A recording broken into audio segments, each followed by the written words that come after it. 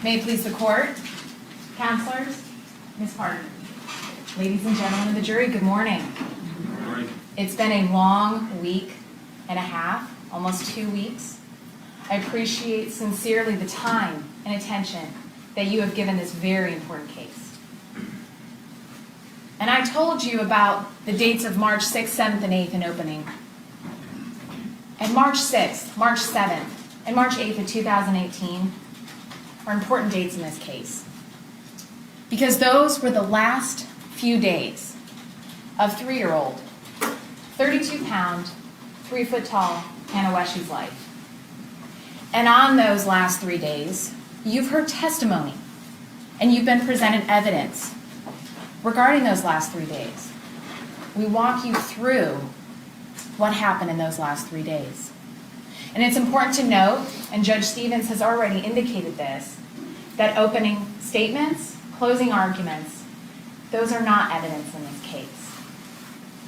Also, what is not evidence in this case are arguments, questions, comments made by counsel to various witnesses that stood on this witness stand, unless that witness adopted the statement that the attorney was saying.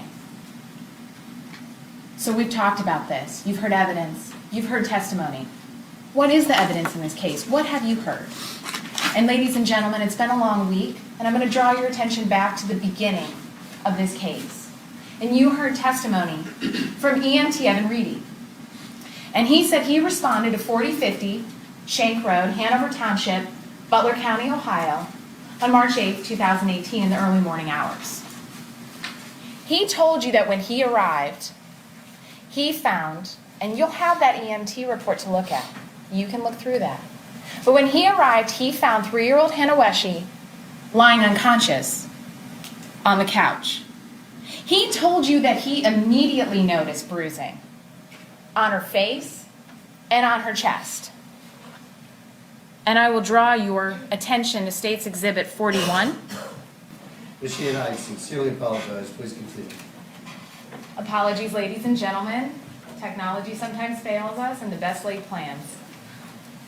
Drawing your attention to State's Exhibit 41. Evan Reedy testified that upon seeing Hannah unconscious lying on that couch, he immediately noticed bruising to her face, her eyelid, and her chest. And you'll have these photographs back in the jury room with you. State's Exhibit 50. Evan testified that when he lifted her shirt to put the leads on her chest, that he noticed this bruising to her chest at that time. He said that her breathing was rapid and shallow. Her eyes were dilated and sluggish to respond. He sensed that she was in some trouble, and his partner picked up that 3-year-old, 32-pound child, cradled her in his arms, protecting her head, and got her out of that situation to rush her to Fort Hamilton Hospital. And you heard testimony on this witness stand from Dr. Wen at Fort Hamilton Hospital. And he testified that he saw Hannah and that he treated her. He told you that he too observed this same bruising on Hannah. State's Exhibit 41 again.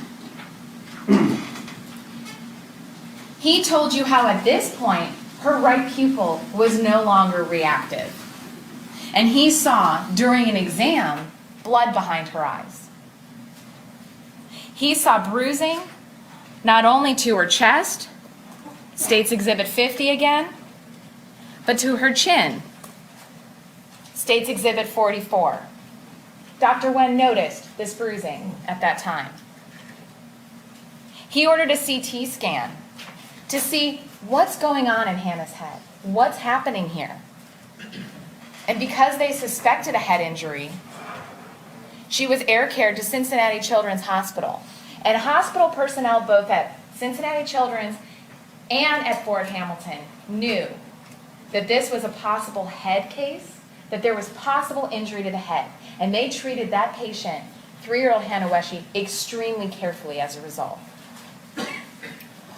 Once at Cincinnati Children's Hospital, you heard testimony from Dr. Marguerite Correa, a radiologist at Children's Hospital.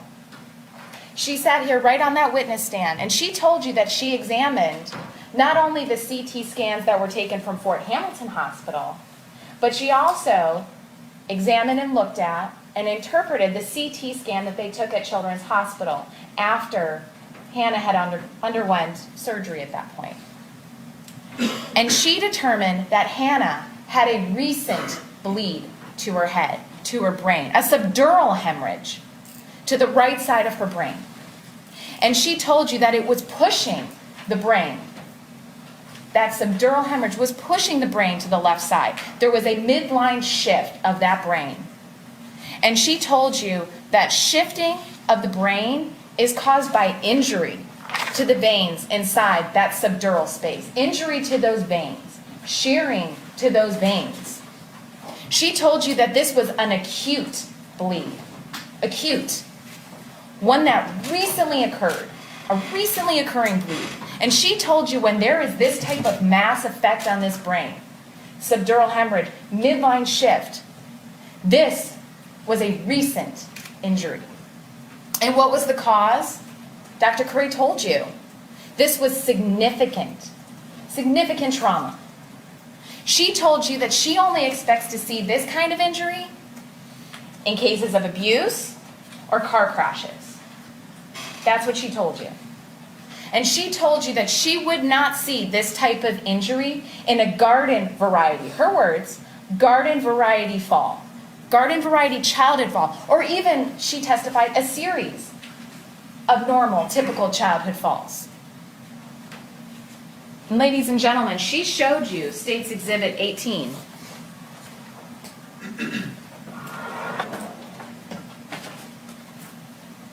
State's Exhibit 18.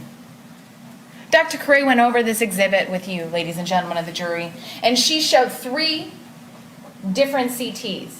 The first being the initial scan taken of Hannah's head at Fort Hamilton Hospital. Between the time that she arrived, shortly after 7:40, 7:45, and before she left at 8:30 to be air cared to Cincinnati Children's Hospital.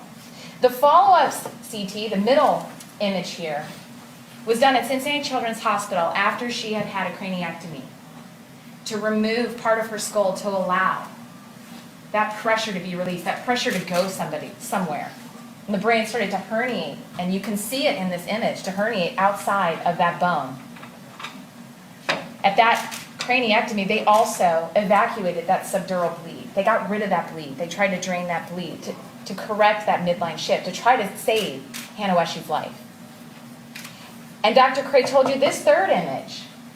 That's a normal 3-year-old brain. Not only is that a normal 3-year-old brain, that's a normal 3-year-old brain after a fall. It looks nothing like the other 2 images that we have here.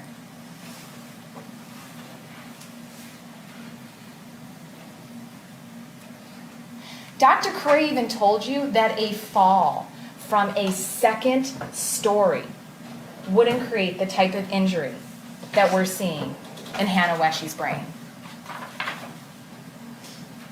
And what does it mean when there's no history of a motor vehicle accident? What does that mean?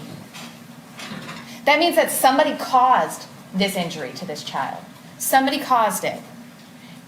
And the one way she testified to cause this type of injury is by shaking. And once Hannah received this injury, Dr. Cray told you she would not be acting normally. She would not be acting normally. She told you that she would have been symptomatic within seconds of receiving this injury. She didn't say seconds. Object. That's not. Your Honor, may we approach? Okay.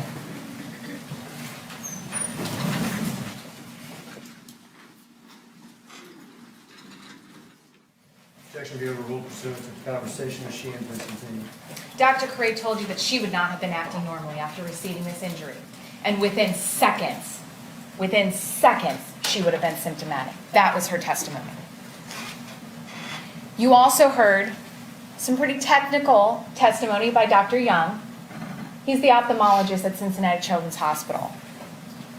He told you, in addition to observing the bruising, because he did observe bruising to Hannah's face, he identified, not in one eye, but in both eyes, extensive hemorrhages in all 3 layers of her retina.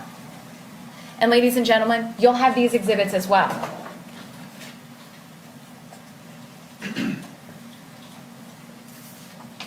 He took multiple photographs of Hannah's eye, of that retina, of those hemorrhages in all 3 layers that he saw. I'm showing you just a few, but feel free to go through those exhibits when you're in the jury room.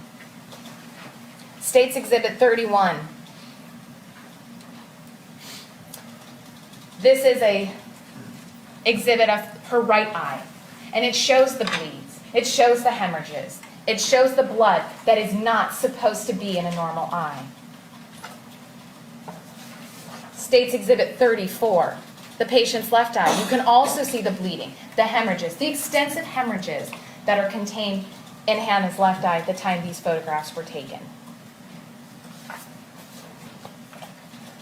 He testified such findings are consistent with non-accidental trauma, specifically abusive head trauma. He told you that even a motor vehicle accident wouldn't produce the kinds of extensive injury, extensive hemorrhages that he saw in Hannah's eyes on that day that he did this exam. And ladies and gentlemen, you heard from Dr. Kathy Makaroff, an expert in child abuse at Cincinnati Children's Hospital within the Mayerson Center.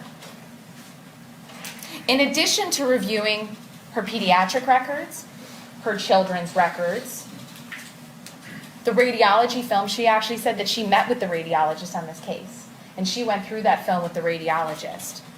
She also met with Hannah. She saw Hannah in person. She evaluated her. She made her observations. Not from photographs, ladies and gentlemen. She looked at this child. She detailed for you all the injuries that she saw to Hannah.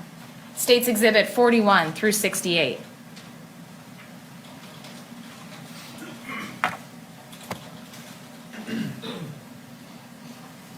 She told you this is how she observed Hannah.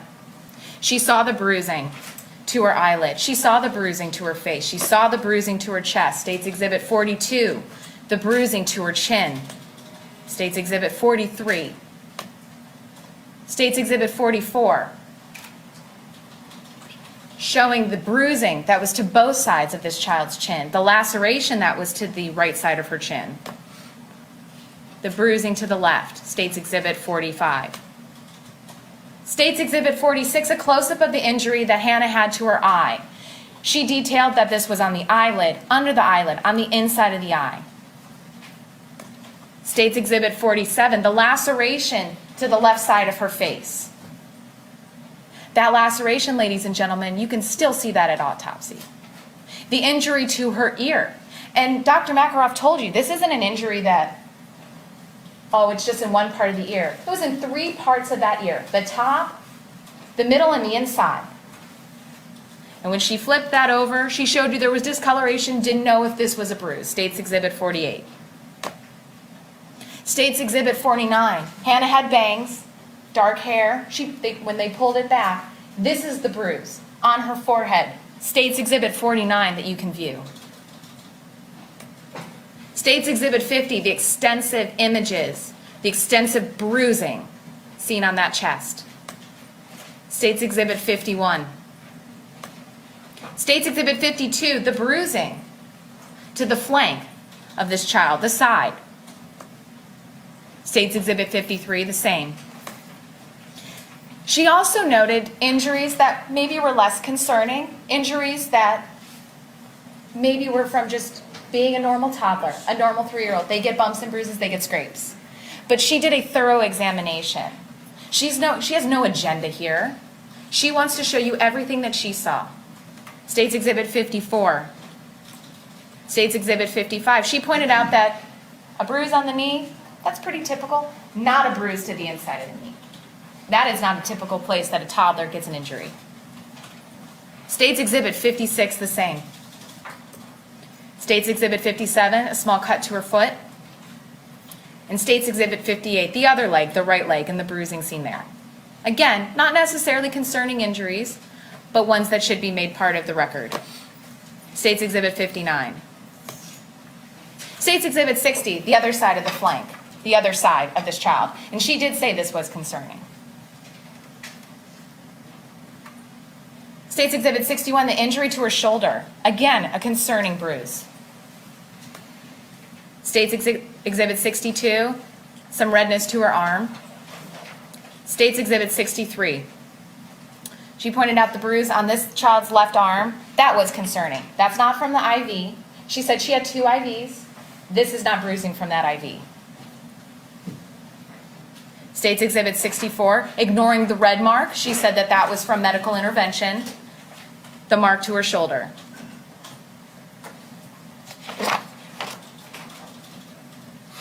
State's Exhibit 65, the 2 injuries noted to Hannah's buttocks. The bruise, and then the laceration-like bruise on top. You can also see some evidence of some bruising on the back in State's Exhibit 65. State's Exhibit 66, the same. State's Exhibit 67, again, the bruising, that laceration at the top of the butt cheek, and the injury to her back. State's Exhibit 68, the same.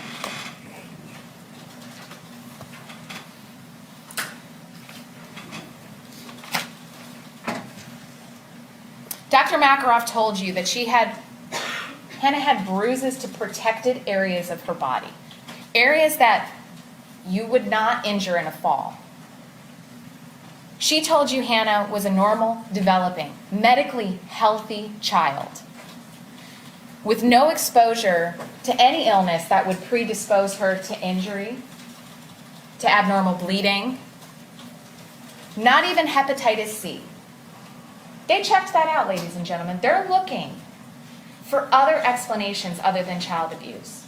If Hannah has hepatitis C, does she have a clotting disorder? Are her platelet counts down? Are they elevated? What's going on here? Dr. Makaroff told you hepatitis C is not in play here. They checked Hannah's levels. They checked those levels and they were within normal range. There's no organic cause here causing this type of bruising to Hannah.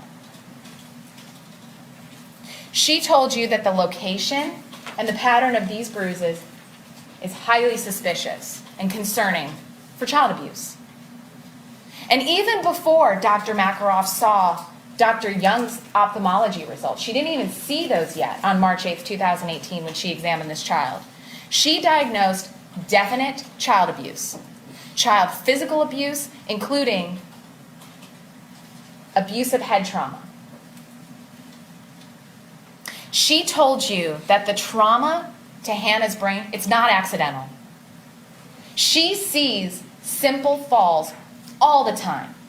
She works with children all the time. She sees simple falls. She sees multiple simple falls.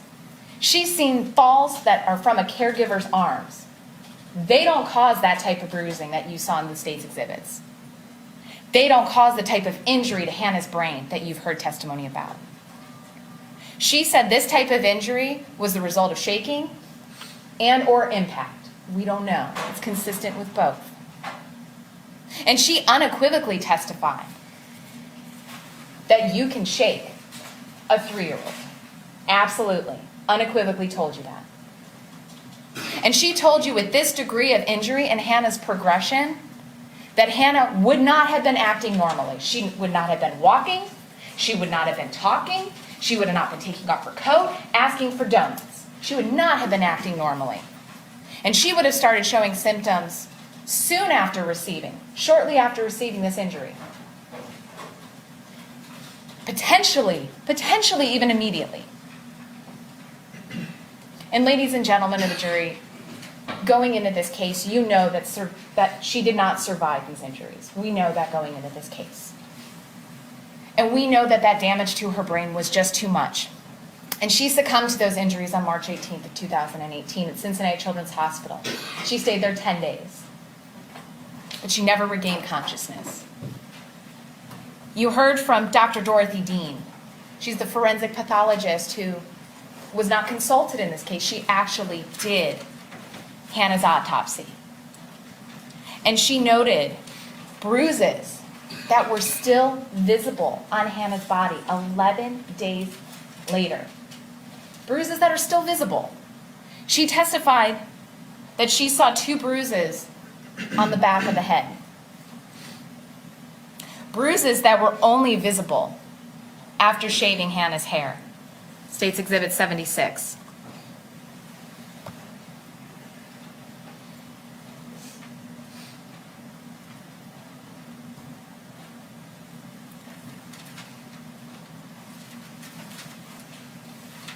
Ladies and gentlemen, she testified that after removing Hannah's hair, after shaving her hair, that's when these injuries became evident. Nobody saw them before that, because how could they? She has dark brown hair. Her hair is covering this. She's not telling us what happened. It's not until autopsy that we find these two. And it's only after Dr. Dean, and she tells you that these were deep bruises. These weren't superficial bruises on the layer of the skin, on the scalp. These are bruises that went deep. And when she made an incision and pulled back that scalp to see what was going on, she discovered additional bruising there as well. Dr. Dean looked at every aspect of Hannah's body to see exactly what is going on, what happened, what's something that doctors, treating physicians couldn't see, just because of the nature of we can only go so far inside the body of a live person. She found, in addition to what Dr. Young found, tremendous retinal hemorrhages. When she removed that eyeball, she could examine it. And she found optic nerve sheath hemorrhages. She explained that nerve that connects that eyeball. There's extensive hemorrhaging in there as well. And she told you she found a hemorrhage in the spine, and that she had hemorrhages in the deep tissue of her neck, in the deep tissue. She told you that Hannah suffered significant injury to her head and eyes, significant brain damage, brain swelling, subdural and subarachnoid hemorrhages, amongst others. She told you that Hannah died of a traumatic brain injury due to blunt impacts to the back and sides of the head. This was a homicide, and a lot of force, what she described as a shearing force, would have had to go through Hannah to cause these injuries to her head and to her neck. Dr. Dean likewise told you, and I hate to be repetitive, but she told you that a simple fall or a fall from a caregiver's arms would not create this type of injury. There's just not enough force there. There's just not enough force. And she told you, she was able to give you a better timing. She told you that Hannah would have been symptomatic and not acting normally immediately after receiving this injury. Ladies and gentlemen, you heard a lot of medical testimony, but you also heard some testimony from some lay witnesses. And one of those witnesses was the defendant herself. But before you heard from the defendant, you also heard statements that the defendant made that was presented in the state's case in chief. You heard the first version of events that the defendant in this case gave first responders. You heard that 911 call, State's Exhibit 88. You can listen to it again. You can listen to that in the jury room. You heard the defendant tell 911, the EMTs, and first responder, deputy mayor. She told all of them that Hannah just collapsed on a carpeted floor. She also mentioned, though, that Hannah had a fall the day before. She made sure to mention that. And then, ladies and gentlemen, you heard the next version of events that she gave to detectives on March 8th, 2018. And then another version of events and multiple version of events in the March 9th, 2018 interview. And ladies and gentlemen, you watch those interviews, and they're lengthy, but you will have the opportunity to watch those again. You can watch the parts you want to watch. You don't have to maybe watch her just sitting there. State's Exhibit 93 and State's Exhibit 95, if you would like to rewatch those. Each time she was interviewed, she was read her Miranda rights. She acknowledged that she was read those, that was her writing on that card. She received those warnings. She knew her rights. She knew her rights, and she continued to talk to police. You heard the defendant tell police on March 8th about Hannah's earlier falls in the week. You heard her tell Sergeant Whitlock you heard Sergeant Whitlock tell the defendant, ask the defendant, hey, how long was it before you called 911? And he says, 1 hour and 20 minutes. And the defendant stops. That looks bad. Wait a second. No, I didn't. I didn't wait 1 hour and 20 minutes. That's not right. She pushed back. She knew that wasn't right. She wasn't going to admit that she waited. She knew she called pretty immediately. She wasn't going to admit. She was going to tell Sergeant Whitlock, hey, that's not what happened. That's not what happened. And guess what, ladies and gentlemen? After this interview, she was allowed to go home. She went home.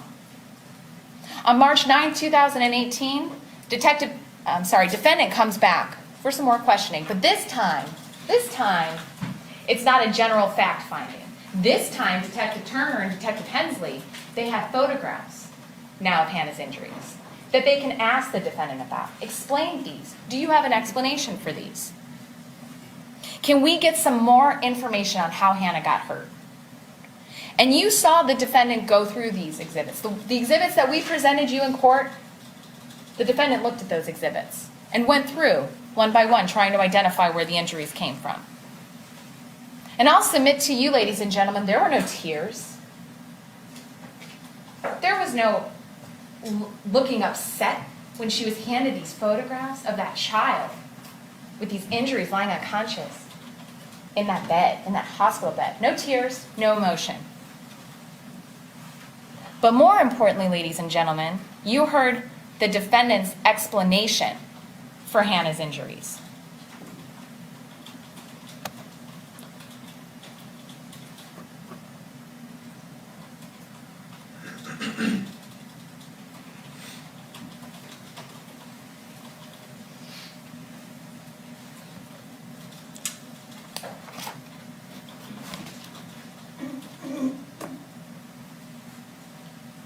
State's Exhibit 50. They handed this exhibit to Ms. Partin, said, please explain how these happened. And on March 8th, in her first interview with Detective Sprague and Detective Lampert and Detective Whitlock, she said, I thought those little bruises were from like falling in the gravel.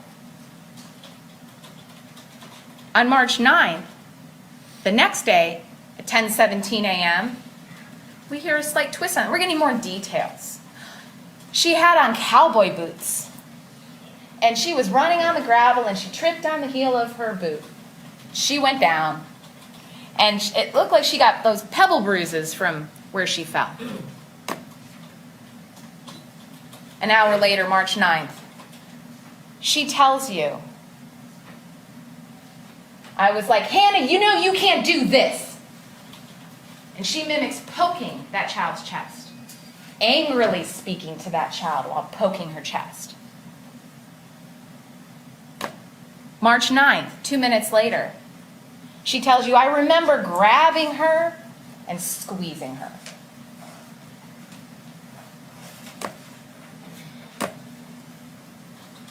She was also asked to explain the eye injuries. How did that happen? How did that happen? State's Exhibit 46. You heard her tell 911 she fell pretty bad yesterday. You heard her in her interview with Detective Turner on the second day. Well, she was standing up doing that surfing thing. I think she demonstrated standing up doing that surfing thing on the train. And she went down and she smacked the right side of her face.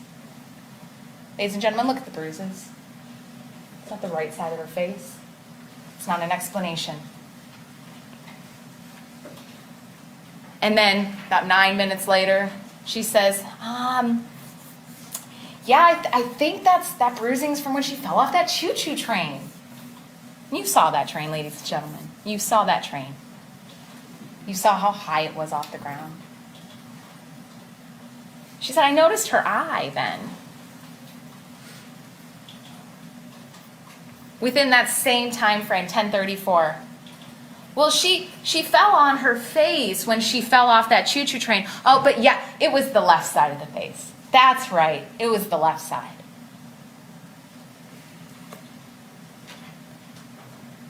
And then later she says, you know, she slipped on that concrete step March 8th, that morning. She slipped on that concrete step, and you know that metal part on that step? Yeah, she hit the metal part on her eye. That's not the train. That's how that happened. The chin injuries, how'd that happen? State's Exhibit 44. March 8th, initially her interview with Detective Sprague and Detective Lambert. She tells them, I mean, she already had like a bruise on her chin from falling in the gravel. She had that from falling in the gravel. 4 minutes later, when she fell on the driveway, it busted up her chin. Now we need to explain that scrape on her chin. 20 minutes later, you know what? That bruise on that chin, that was there before. And then when she fell in the gravel, now it's worse. It got worse. But it was there before, but it got worse when she fell in the gravel. The next day, March 9th, 10:18. Yep, that's exactly where she fell on her chin. I mean, her hands didn't even, it was just bam. Her hands didn't even go out. Her hands went back, and she somehow fell chin first, chest first, right into the gravel.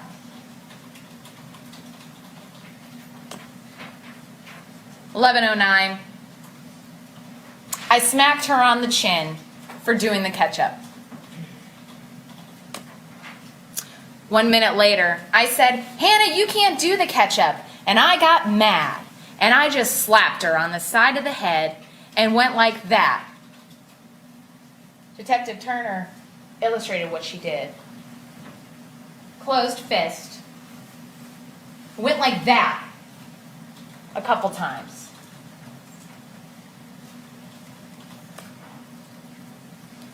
The facial injuries. State's Exhibit 47. We don't really hear an explanation about that in the first day. Her hair's down. No one saw her ears. She tells Detective Turner at 10:30 a.m., well, she went to take her jacket off and she fell. This would have been March 8th she's referring to. And there was like a pink cart laying there, and I think, you know, she might have scraped her face on that going down. So now it's no longer she just collapsed on this carpeted floor. Now it's she hit something on the way down. We got to explain the bruise. We got to explain the cut. So yeah, she hit that pink cart on the way down. March 9th.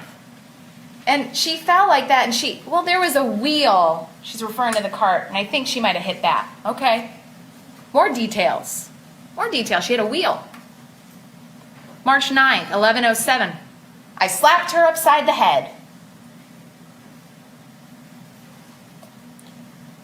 3 minutes later, I got mad and just slapped her on the side of the head.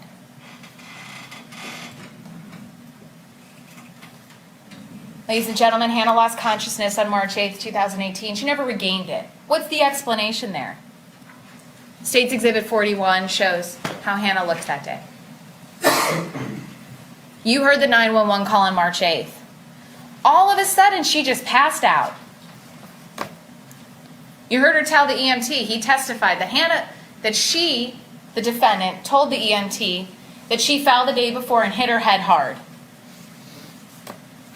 She told the sheriff's office through Deputy Mayor she fell forward and hit the carpeted floor.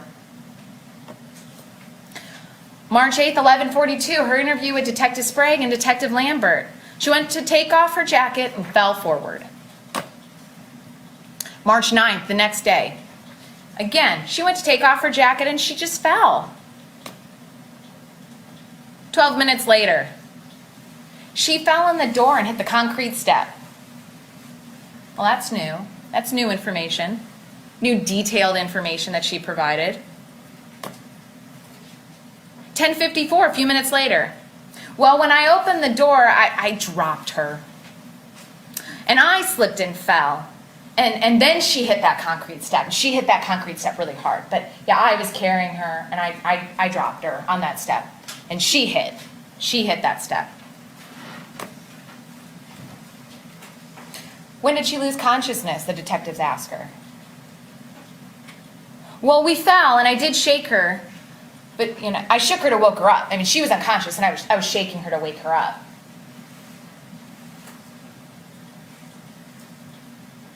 Finally, 11:31, I shook her, and I remembered picking her up and squeezing her.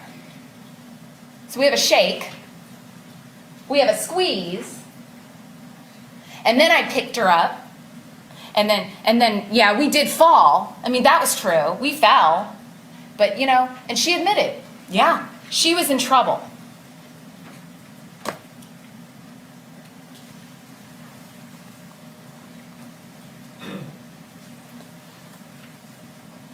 Ladies and gentlemen, you were present yesterday.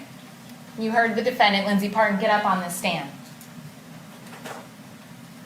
She testified in open court, and now she tells you, and what version are we on? I lost count. 3, 4, 5. We are a new version of events. And in that testimony, the defendant has now landed on, a year later, over a year later, she didn't do anything to Hannah. Nope, wasn't me. I didn't do anything. She says now that I just told the detectives what they wanted to hear. And why did I do that? Well, I wanted to protect everybody. Well, okay, let's break that apart, ladies and gentlemen. So, defendant said, I just said what the detectives wanted to hear. Yet she didn't tell the detectives what they wanted to hear on March 8th. She sat down in that interview room. They wanted to hear what happened to Hannah. She didn't tell them anything. And what happened as a result? She was allowed to go home. They didn't keep her until she confessed. She went home. And defendants say that she felt bullied. She felt bullied when talking to Detective Turner and Detective Hensley. She felt bullied. And she felt more comfortable with a woman. Yeah, when she spoke to Sergeant Whitlock on March 8th, the sergeant that told her that this child died, the sergeant that told her, hey, you waited an hour and 20 minutes before you called 911, that's weird. She had no problem standing up to Sergeant Whitlock, who's not a woman, first of all. Tall, large, bald, booming voice, Sergeant Whitlock. No issue standing up to him and saying, no, what you're saying is not right, and I'm not going to admit to that. And on March 9, 2018, defendant said, well, Detective Turner and Detective Hensley, they led me where they wanted me to go. They kept saying it was an accident, whatever.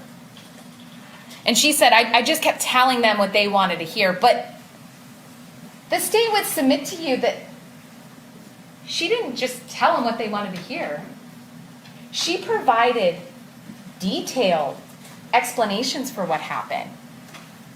They never prompted her to say anything about dumping ketchup.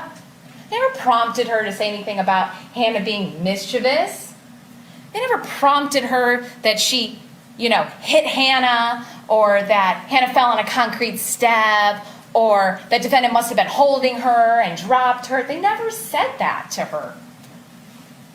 And in fact, and you saw it on the video, when she says, I was holding her and we fell and I managed to catch my weight, but Hannah, she just hit hard. And I even have a bruise on my hand. I have a bruise, look. I have a bruise on my hand from where I caught myself. Ladies and gentlemen, I submit to you, detectives didn't lead her there. Detectives are asking what happened. Don't tell us it was an accident. We're talking to doctors. This is not an accident. They didn't actually say that. We're talking to doctors. This happened. This happened recently, and we need to know what happened. For someone who's just going along with what the detectives wanted to hear, this defendant, I submit to you, was awfully committed to that narrative, coming up with a narrative. She, Lindsay Partin, not the detectives, provided detail-rich explanations for Hannah's injuries. Ladies and gentlemen, I'd submit to you, this isn't a situation where the detective said, did you hit her? And she's like, yeah, and just went along with it. That's not what we have here. We have a defendant who presents descriptions of why Hannah was in trouble, where she was, where Hannah was when she got in trouble, and then exactly what the defendant did as a result. She tells specifically in her interview that Hannah was in trouble for dumping ketchup in the toilet, and that she was sitting in the bathroom, and that's when she slapped her upside the head for dumping the ketchup, and that's where she hit her on the chin multiple times with a closed fist. And why did she say she did this? Because she was mad. She was mad. She just bought that ketchup. Hannah knows better. What are you doing, Hannah? She was mad. And that's why she did it. Defendant also tells you she wanted to protect everyone around her. Well, everyone's a lot of people, but she specifically mentioned two people, TJ and Jason. Okay, so TJ, her husband, or husband type, the man, and you've seen it, you've heard testimony about this, and you'll have the text messages, you can kind of look through them. But Ms. Partin admitted on the stand, this is her husband, the man that's hardly around, that drinks too much, that fights with her constantly over text message, that's fighting with her over text message on March 6th, on March 7th, right up until the moment that she goes to bed on March 7th, they're fighting. And who realistically wasn't even a suspect in this. He was interviewed for a very short amount of time. She said, yeah, his interview was short. And he said, I wasn't there. I don't know, I wasn't there. That was the end of that. So she's also protecting Jason? Jason, the man that we have text messages showing, I hope he doesn't move in. I really don't want him to watch his kids. Jason, the man that doesn't pay her much, $30, $35 a day.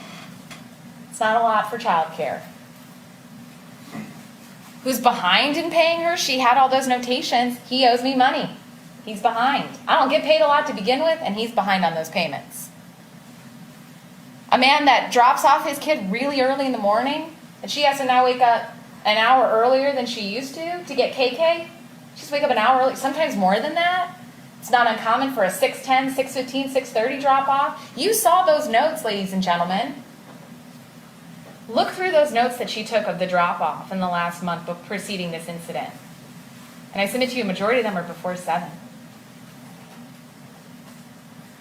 A man that picks her up late in the day. A man that sends his daughter to the house that now has to be fed. Breakfast, lunch, sometimes dinner, depending on how late it's getting. That she sometimes has to give a bath to because she's dirty. That she has to schlep to dance on Mondays. That she has to sometimes wash her clothes because they're dirty. So she also admitted that prior to this incident on March 8th, they didn't even talk on the phone. She made a point to say that. Before this incident, we don't have any phone calls. So she's protecting that man. She also told you that she believes she was well within her rights to physically discipline Hannah. Yet, ladies and gentlemen, I submit to you, you've heard no testimony from Jason about this. That question wasn't asked by defense. What was the understanding? What was she allowed to do? We have no testimony from Jason about that. Object. Approach.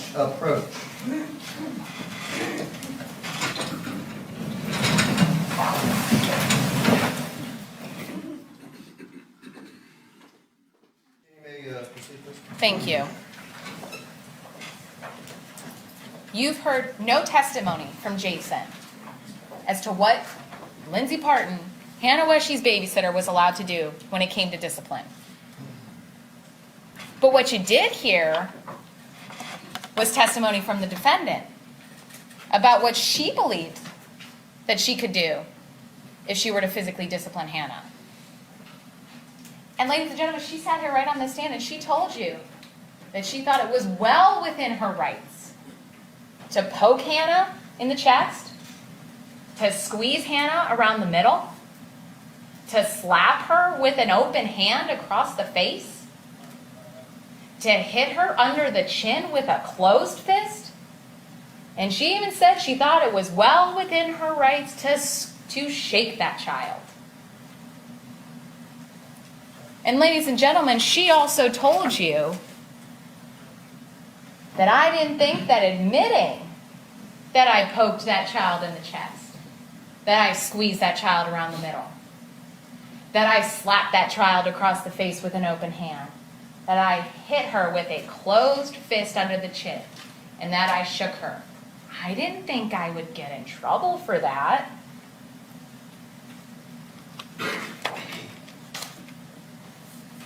Ladies and gentlemen, you have heard a lot of testimony regarding time frame. And the state does not deny that there is a short time frame here. There just is. What we have here and what we know for certain are timestamps located in phone records, State's Exhibit 125. No worries, you don't have to go through those boxes and boxes of paper. You'll have that disc, and you can use that. You'll have those records, and you can look at those timestamps, and you saw those presented up on the screen as well. And what we know for certain is that at 6:52 a.m. on March 8th, 2018, that Jason texted this defendant and said, I'm getting ready to head over. And we have a response text from this defendant also at 6:52, a few seconds later.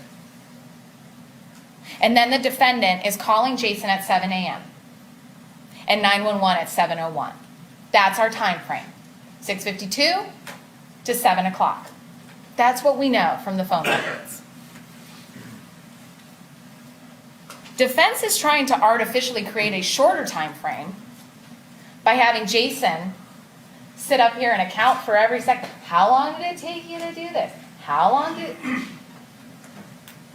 Ladies and gentlemen, I submit to you that there's really no way to know. You don't know how long it takes you. He tried his best to estimate, but who knows? What we know is the times that we see in the timestamps in the phone records. That's what we know. The defendant tried to testify that Jason arrived at 6:59. She was very specific about that, 6:59. And then what did she tell you? Jason kneeled down, we chit-chatted a little bit, we talked about the weather, we talked, her face looks a little better. Ladies and gentlemen of the jury, I submit to you, that's not a feasible explanation. That he got there at 6:59, they chit-chatted for a while, some amount of time, and then he left, and she's calling him at 7. Ladies and gentlemen, he'd still be there. If that were the case, he'd still be there at 7 when she's calling. That doesn't make any sense. What we know from the phone records is clearly at 7 o'clock. That's when she phoned Jason. And the state submits to you that a short time frame here is absolutely in keeping with the state's evidence. Absolutely in keeping of how those events would have played out on March 8th, 2018. You heard testimony at drop-off that morning that Hannah was asking for extra hugs and she wanted extra kisses from Dad. You heard that. The defendant told you that Hannah was acting completely normally when she walked in the house. Dad set her down, she had her coat on, she had her blanket, and she walked into that house. Completely normal. At some point she asked for, can I have a donut, buddy, and couch? But the defendant stated in her interview that, in her first interview, she asked Hannah, hey, do you want to go back to bed? It's kind of early. Do you want to go back to bed? And Hannah says, no, I want to stay up. The defendant told you in her second interview that Hannah was whining. She was clinging after Dad. I want extra hugs, I want extra kisses. I don't want to go back to bed. She's whining. The state submits to you that it was early. They had a long day ahead of them. 12-hour day ahead of them. It's early. And Hannah's already starting. She's already whining. So the defendant tells you that she was frustrated. She was frustrated. She was in a rush. She wanted to get back. Her other kid's in the kitchen. I'm frustrated. She's already whining. She's already starting. And the defendant tells you that she grabbed Hannah by the shoulders and she shook her. She tells you that in her interview, just to get her to stop whining, because she says, after I shook her, yeah, she stopped whining. And that 115-pound woman, which I'll point out to you is more than 3 times the weight of Hannah, she shook that 32-pound child hard enough, and I submit to you as any adult could, she shook her hard enough that shortly after, Hannah lost consciousness. And the doctors from Cincinnati Children's Hospital have been extremely clear on this point. Extremely clear that Hannah's injuries were consistent with shaking or shaking with impact, and she would have become symptomatic and unconscious within seconds. That's the timeline we have here. And the state's evidence is absolutely in keeping with that timeline. Ladies and gentlemen, you heard a deposition. You got to watch a deposition of the defense expert in this case, who I'll point out was paid $7,000 for that testimony. And you heard that Detective Spitz said that he reviewed all the documents that were submitted to him. Not all the documents in the case, but all the documents that were submitted to him. But yet you heard him admit, yeah, I didn't read the surgeon report. I didn't read that. I did not review that. That surgeon report from Hannah's only surgery at Cincinnati Children's Hospital, he didn't read it. And he seemed genuinely surprised when he heard just how much blood was evacuated from that subdural hemorrhage from that surgery. He didn't even know that there was an evacuation of that subdural bleed. He's testifying to, well, at autopsy, this is how much blood was there. At autopsy, she had already gone through a craniectomy and an evacuation of that blood. And when he was told that it was 250 mLs, his response, well, that is a lot of blood. He didn't even know. And he's offering an opinion. This makes the state question, and I submit to you, if he didn't review that, if he didn't know that, what else doesn't he know about the case? What else didn't he review? And reason and common sense tell you, ladies and gentlemen, it's unlikely he reviewed that. I think Mr. Pagan said it was 5,000 pages of medical records. Submit to you that reason and common sense tell you he did not review 5,000 pages of medical records with that little magnifying glass he was using. What opinion did Dr. Spitz offer? What did he say? He said the injury to Hannah's brain was from swelling. It's brain swelling. He kept saying that over and over again, brain swelling. And he said specifically that the injury in the back of her head, the one that we noticed once we shaved the hair, that injury to the back of the head, that's not the cause of her death. Brain swelling was the cause of her death. Okay?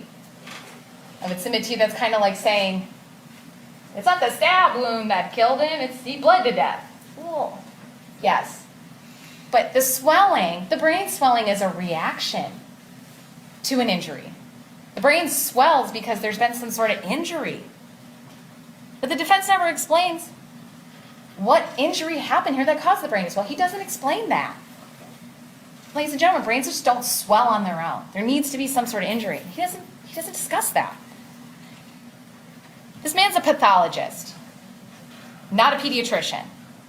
He's not treating live children and seeing which children survive their injuries and which ones don't. The state would submit to you that physicians at Cincinnati Children's Hospital who see simple falls, the whole range, simple falls to the most traumatic injuries, they have a greater understanding of not only the injuries Hannah had, but also, from their experience, what that presentation of symptoms would have looked like and when those would have occurred. And those experts seem to reach the same conclusion, that this child suffered abusive head trauma, that her injuries were excessive and extensive, and she would not have been acting normally when she received these devastating injuries. And ladies and gentlemen, there are 6 charges before you. 6 charges. 4 counts of endangering children and 1 count of involuntary manslaughter, and 1 count of murder.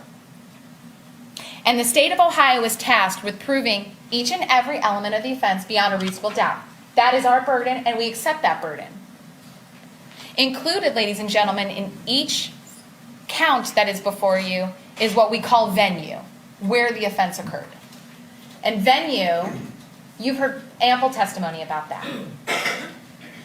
We have to prove it occurred in Butler County, Ohio. And you've heard repeated testimony that on March 6th, 7th, and 8th, that this defendant lived at 4050 Shank Road, Hanover Township, which is located in Butler County, Ohio. And this is where she would have not only babysat Hannah, but where she did in fact babysit Hannah on March 6th, 7th, and 8th. Venue is not really an issue in this case, but it is still one of the elements that we have to prove to you. You'll also have to show in these elements date. Date is an element of the offense. And you've heard testimony that March 6th and 7th and March 8th are the dates in question here. The first 2 counts apply to March 6th and 7th, and I'll go over that with you, ladies and gentlemen, so we'll judge. And the last remaining counts are March 8th. We also have to prove that the victim here is a child. Child is somebody under the age of 18, and I think we have sufficiently proven and given you enough evidence to that matter. Hannah was 3 years old. Her date of birth was January 11th, 2015. So I want to walk through what you're going to see, and Judge will do it again with you, but I want you to understand when you are looking at these different counts, the elements that the state of Ohio is charged with proving. And Judge will go over these elements, and he'll walk you through these and instruct you on what certain terms and definitions are as well.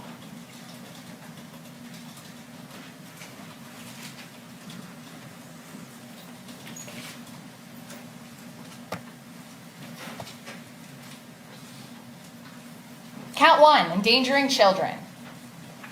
The state of Ohio has to prove to you that on or about March 6th through March 7th of 2018, so those first 2 days in the week, Tuesday and Wednesday, in Butler County, Ohio, that this defendant, Lindsay Partin, recklessly tortured or cruelly abused a child. And ladies and gentlemen, you will get definitions as to what those words mean. What does torture mean? What does cruelly abuse mean? What does abuse mean?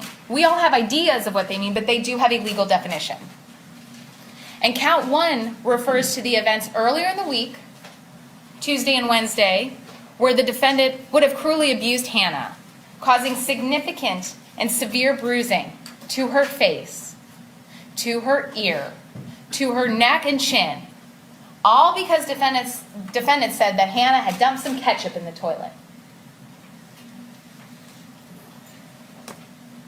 Count 2, endangering children, same date range, on or about March 6, 2018 through March 7, 2017, again in Butler County, Ohio, that the defendant, Lindsay Partin, recklessly administered corporal punishment or other physical disciplinary measure, and the punishment or discipline was excessive under the circumstances, and that corporal punishment created a substantial risk of serious physical harm to the child.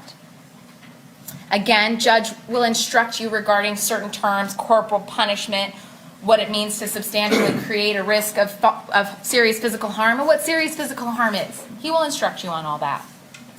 But I submit to you that count 2 refers to the events earlier in the week, Wednesday and Tuesday, where the defendant administered corporal punishment or other disciplinary measure on Hannah, and caused significant and severe bruising to her face, her ear, her chest, her neck, her chin, all because, again, defendant said Hannah dumped ketchup in the toilet. And I will submit to you, ladies and gentlemen, that count 1 and count 2 are not.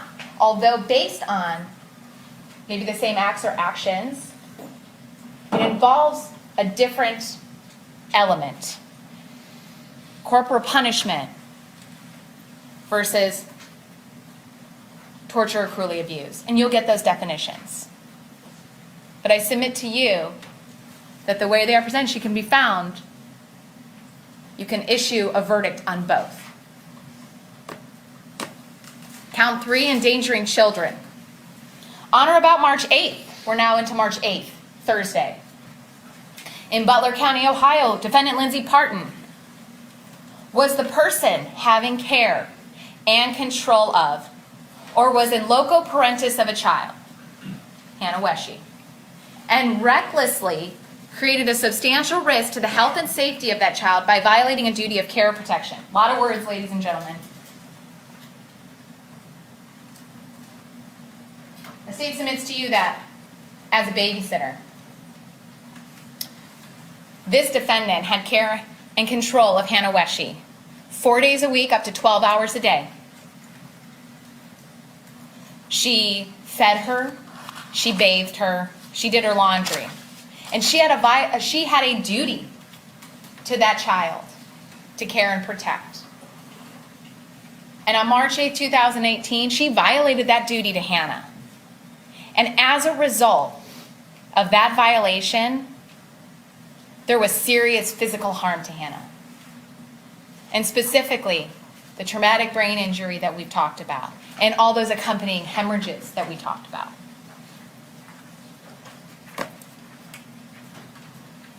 You'll notice that there's a special verdict on this one. Special verdict, and the judge will again explain this to you. You can find, on count 3, independent of that special verdict, that that babysitter, that defendant, violated her duty of care and that duty to protect that child. And if she did that, these elements are met. If that created a substantial risk of harm to that child. And then, ladies and gentlemen, there is a special verdict.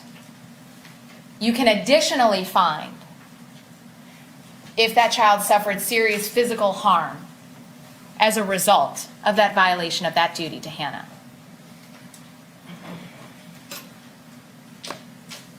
Count 4, involuntary manslaughter. On or about March 8, 2018, in Butler County, Ohio, defendant Lindsay Partin recklessly caused the death of Hannah Wesche as a proximate result of committing a felony offense, to wit, felony child endangering in count 3. So let me break this down for you. That the defendant recklessly caused the death of Hannah, recklessly engaged in an act that caused the death of Hannah as a proximate result of committing count 3. So if you find that she committed count 3, and you'll have this, ladies and gentlemen, in writing, so don't worry about memorizing. If you find that she committed count 3 with that special verdict that there was serious physical harm, and then count 4 as a result of committing that violation that resulted in serious physical harm, the child died, we've met all the elements of count 4. And this, ladies and gentlemen, specifically refers, we're in March 8th again. We're now always looking at March 8th. This refers to the events of March 8th, wherein the defendant abused Hannah. I'm sorry, not abused Hannah, that she violated that duty to Hannah. And as a result, there was serious physical harm to that child. Count 5, endangering children. On or about March 8th, again, Thursday, in Butler County, Ohio, defendant Lindsay Partin recklessly abused a child. This refers to the actions of the defendant on March 8th, wherein the defendant abused Hannah. However it happened, the state is not required to prove how it happened. That's not our burden. However she abused her, whether that be shaking with impact, striking the child, what have you, that she recklessly abused that child. And ladies and gentlemen, this is another special verdict finding. So if you find without the special verdict, you can find her guilty of recklessly abusing that child on March 8th. If you go as far as the evidence has shown you that you can, that the child suffered serious physical harm as a result of whatever Lindsay did to her on March 8th, that caused serious physical harm, you can have that special verdict finding as well. And lastly, ladies and gentlemen, count 6, murder. On or about March 8, 2018, in Butler County, Ohio, defendant Lindsay Partin recklessly caused the death of Hannah Wesche as a proximate result of committing a felony offense of violence of the first or second degree, to wit, child endangering in count 5. So again, break it down. Going back a slide, count 5. If you find with the special verdict that on March 8th, that the defendant committed this count 5, child endangering, and you found serious physical harm, and you find in count 6 that as a result of abusing that child, as a result of causing serious physical harm to that child, and then as a result, Hannah died, count 6, the elements are met. And ladies and gentlemen, in opening statement, you heard defense attorney Ms. Cook Howard say that because only one child died in this case, defendant cannot be convicted of both involuntary manslaughter and murder. Ladies and gentlemen, that's absolutely incorrect. She absolutely can. The state submits to you that defendant, albeit through the same actions or action on March 8th, she committed separate offenses on the morning of March 8th. The first offense is that she violated a duty to protect that child. And as a result of that violation, the child suffered serious physical harm and she died. That's one. She also committed another offense where she recklessly abused that child. And as a result of recklessly abusing that child, she caused serious physical harm to that child. And that child died. Offense number 2. 2 different acts. Although maybe the same actions, 2 different charges. And she can be found guilty of both. Absolutely she can. And ladies and gentlemen, you heard testimony regarding mechanism in this case. What happened? What happened? How did this happen? And you'll notice that as we went through all those slides, all 6 counts, neither mechanism nor motive are elements of the offense. Like we talked about in jury selection, you have to hold the state to its burden of proving its elements and nothing more. Ladies and gentlemen, you've heard a lot of discussion too, especially in opening, and I suspect you'll hear it in close as well after I sit down, about reasonable doubt. The state is tasked with proving each and every element of the offense beyond a reasonable doubt. So what's reasonable doubt? What is that? What does that mean? It's doubt that is reasonable in light of the evidence before you. And the state submits to you that we've proven every element. I'm going to put this down just a second so I can see you all. We have proven every element of every offense in this case. And we've proven that the defendant, this defendant right here, Lindsay Partin, committed each and every one of those 6 offenses. The defense attorney has attempted to insert doubt in this case.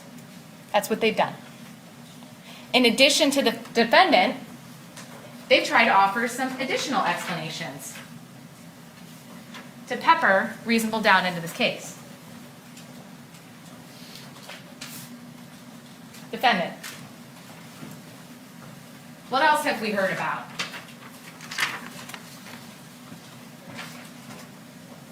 The gravel driveway. This isn't very sturdy, I apologize. What else have we heard about that might have provided some doubt in this case? The toy choo-choo train.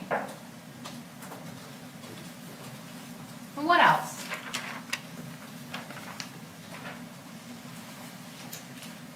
Jason.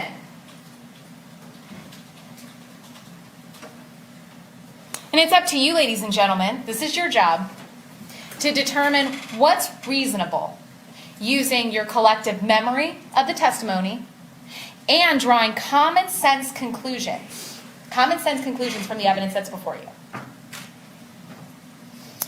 So looking first at the train. We've heard a lot of testimony about the train and a fall from the train on Wednesday, March 7th. And you've heard plenty of testimony on this issue as well. Doctors Correa, Makaroff, and Dean all say a simple childhood fall could not cause this devastating injury. And defense wants to argue, but defendant was so forthcoming about this fall from the train. She was forthcoming that she Googled, what do you put on bruises after Hannah fell off this train? She told in her interview, how do you make them feel better? How do you make them look better? Ladies and gentlemen, you saw that document. She didn't Google how to make a bruise look better. She didn't Google how to make a bruise feel better. She Googled how do you get rid of a bruise. And then she deleted that search. The only search she deleted during that week. And the state would submit to you that this wasn't something even essential oils was going to fix. And the defendant, in both her interview and during her testimony on the stand, she stated she Googled bruising only after Hannah had fallen off this train, right? After. And that happened around 4 p.m. She admitted, yeah, it happened around 4. That's what the testimony's been. It's around 4. Ladies and gentlemen, you saw that document. You'll have that before you. Her phone shows this search history at 8 a.m., not 4 p.m., not after she would have fallen off this train. 8 a.m. she's Googling, how do you get rid of a bruise? And you heard testimony from Paula Smith, the defendant's own stepmother-in-law, I guess you would call her. She testified that defendant came back from the hospital. Paula Smith came over to the defendant's house. I'm going to watch your kids so you can go to Fort Hamilton Hospital. Defendant said, I was gone about 30 minutes. And she testified when Lindsay came back that she was panicky. She was panicking. And she said, where's the toy train? And Paula told you, I moved it, we put it away. And she said, you need to put that train right back where it was. She was like, why? She said, the defendant said, you need to put it back. I'm in big trouble. The state would submit to you that the train isn't reasonable in light of the evidence before you. So you heard a lot of testimony regarding a fall in the driveway, the gravel driveway, not pebbles, rocks, on Tuesday, March 6th. But you also heard Dr. Makaroff testify that the bruises to the chest, the bruises to under the chin, the neck, those are protected areas of the body. And when someone falls, that's not the area of the body that would be injured from an accidental fall. And defendant's now back, as of yesterday, we're now back to she fell in the gravel driveway. And she bruised her chin, and she bruised her chest in the gravel driveway. Defendant testified yesterday that the morning Hannah fell in the gravel driveway, she's not only wearing a shirt, but she's wearing a jacket. So we're somehow made to believe that she has a simple fall to a protected area of her body, and that these gravel rocks somehow puncture her jacket and her shirt and then puncture her skin. And, we've heard a lot of testimony that, Hannah fell that week. She fell. That Hannah even told, you heard on cross-examination, Hannah even told Dad, I fell in the driveway. And here's the thing, maybe she did. Kids fall all the time. But it's not what caused this injury to her chest. It's not what caused that injury to her neck and her chin, bruising the protected areas of the body. The state would submit to you that maybe her knees, her hands, they would be scraped up from that kind of fall. But she wouldn't have bruises to her chest that's covered by clothing. She would not have deep, lasting bruises that were visible at autopsy 11 days later from a simple fall in the gravel driveway. And the state would submit to you that the gravel driveway is not a reasonable explanation in light of the evidence before you. Jason testified Hannah was acting normally both the night before, March 7th, and the morning of March 8th. He testified he dropped his daughter off at the babysitter's house that morning, March 8th, 2018, and shortly after leaving, he got a phone call from the defendant saying that Hannah had collapsed. You heard the cross-examination of Jason. There is absolutely no evidence before you that Jason did anything to harm Hannah. No car accidents, no falls in the car when he put it into drive, nothing. We have no evidence of that. We do have some testimony that Jason recently remembered that where he went on Wednesday. All right, he didn't get milk, and he actually told the detectives that way back when. shortly after this incident happened. No, I didn't go get milk. He told you he dropped off a friend in Fairfield and then came back to his house at 4004 Shank. And he came back with his daughter. But ladies and gentlemen, you heard Paula Smith testify, hey, I came home from Dollar General at 8:30, 8:45. His car was there. He was there on March 7th. And during defendant's testimony, for the first time ever, defendant claims, I'm just telling detectives what Jason told me to say. Yet at no point in any of those interviews did she say, hey, you know what, I'm just repeating what Jason told me. He just said, 4 hours of face-to-face with detectives, and she's not telling them that. We don't hear that until yesterday. And we're made to believe that she just took one for the team. I'm going to put my liberty, my life at risk. I'm not going to see my kids. Because I'm just going to take one for the team because for Jason, man that owed her money, made her watch his kid 12 hours a day. And that she didn't communicate regularly? Really? The state would submit to you that Jason, or anyone else for that matter, is not reasonable in light of the evidence before you.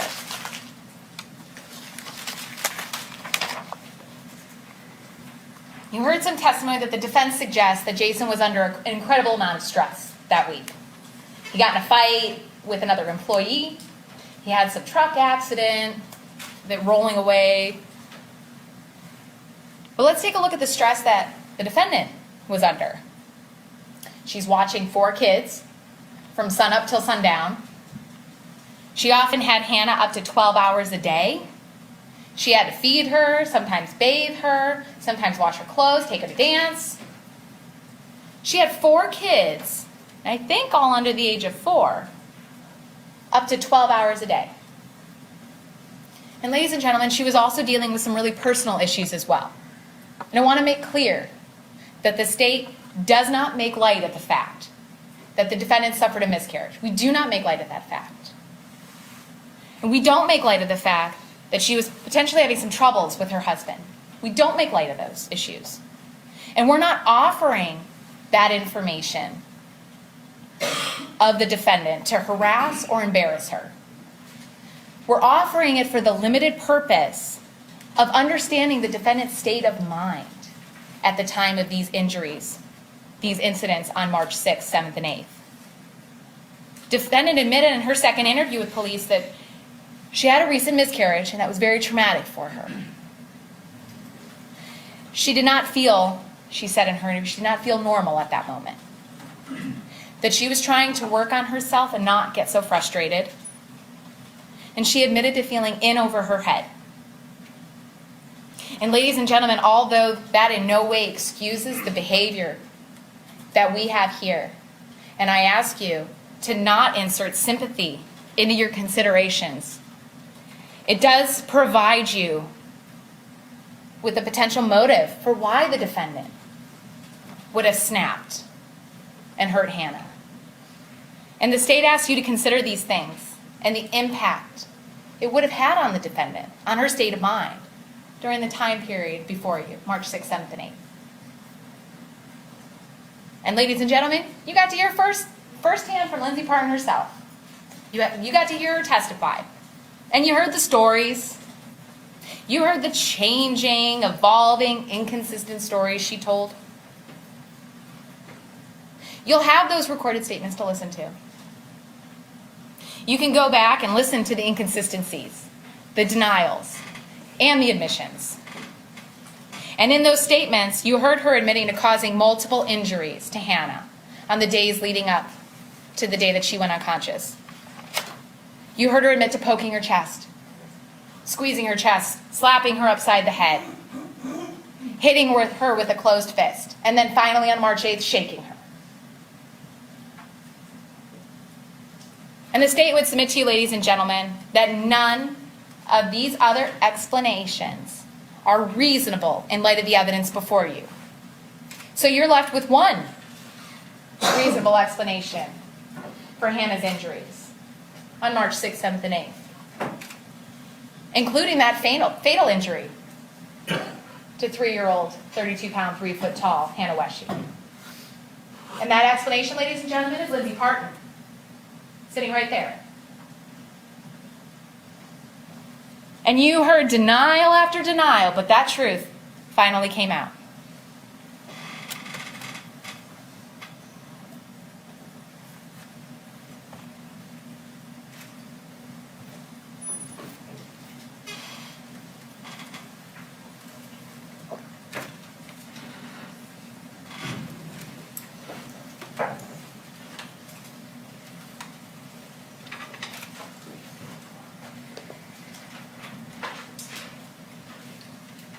With what? My hand. Open, closed? Yeah, open. I slapped her upside the head. With what? My hand. Open, closed? Yeah, open.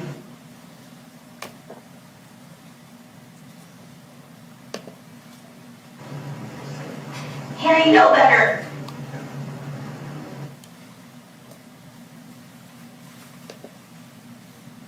I remember grabbing her and squeezing her on, Hannah, you gotta stop, you gotta.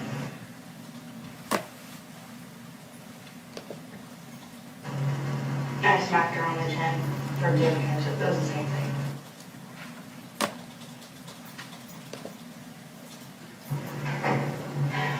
I got mad. I just slapped her on the side of the head, he went like that. Closed. Yeah, like that. How many times? Don't say once. Yeah. a Is couple it times. because the bruise? Yeah, Bruise? yeah. Okay.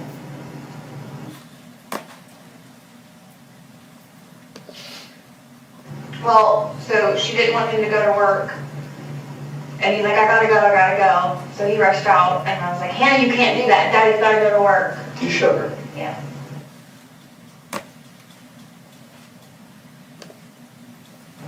I shook her, and I remember picking her up and squeezing her, and we did fall.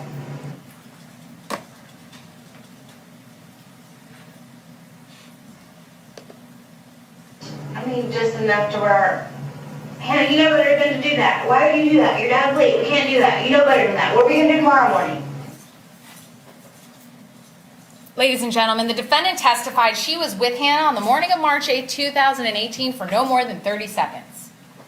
And in that last clip that you just viewed, the defendant demonstrates, I'll submit to you, shaking Hannah for 8 seconds. Well within the 30-second time frame that the defendant provided us with. Defense counsel in opening statement told you that we have a dead child here. So we need someone to blame. And that's not true. We don't know exactly what happened here. There's only 2 people that can tell us what happened here. Hannah and this defendant. And Hannah's not here to tell us what happened to her. We can't tell you what happened, and the law does not require us to do so. We only need to prove that Hannah was abused and or that the defendant violated her duty to that child. Do not hold the state to a higher burden. Hold us only to the burden of proving the elements. And what we can tell you, ladies and gentlemen of the jury, is what the defendant admitted to. And that the injuries on Hannah are consistent with what the defendant told you. And I submit to you that had detectives known to ask about that bruise on the back of the head, those bruises, had they known they were there, and they asked that defendant about it, she would have had an explanation for that as well.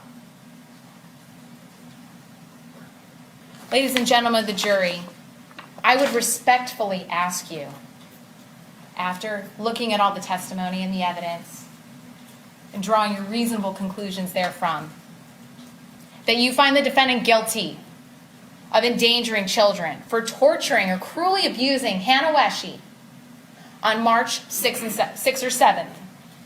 And I'd ask that you find her guilty of endangering children for excessively disciplining Hannah and creating a substantial risk of harm to her on March 6th or March 7th.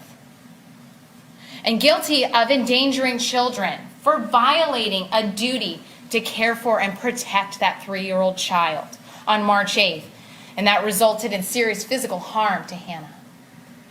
And I ask that you find the defendant guilty of involuntary manslaughter for causing Hannah's death after violating that duty to her.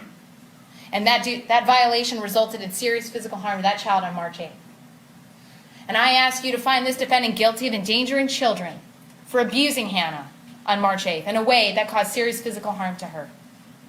And lastly, ladies and gentlemen of the jury, I ask that you find this defendant guilty of murder for abusing that child, for causing serious physical harm to that child. And as a result, Hannah Wesche, 3-year-old, 32-pound, 3-foot-tall, Hannah Wesche died as a result. Thank you. Ms. Sheehan, thank you very much. Ladies and gentlemen of the jury, do you wish to press on, or does somebody need a break? Anybody need a break? Raise your hand. We got a couple that would like a break. Okay. All right, it's approximately 10 till 11. Try to be done with break and recongregate about 11 o'clock on the dot. We're going to get through this best we can. Still got a little way to go, but we're getting closer. Please leave your notepad. Please remember your admonition. Okay? So that will go off the record.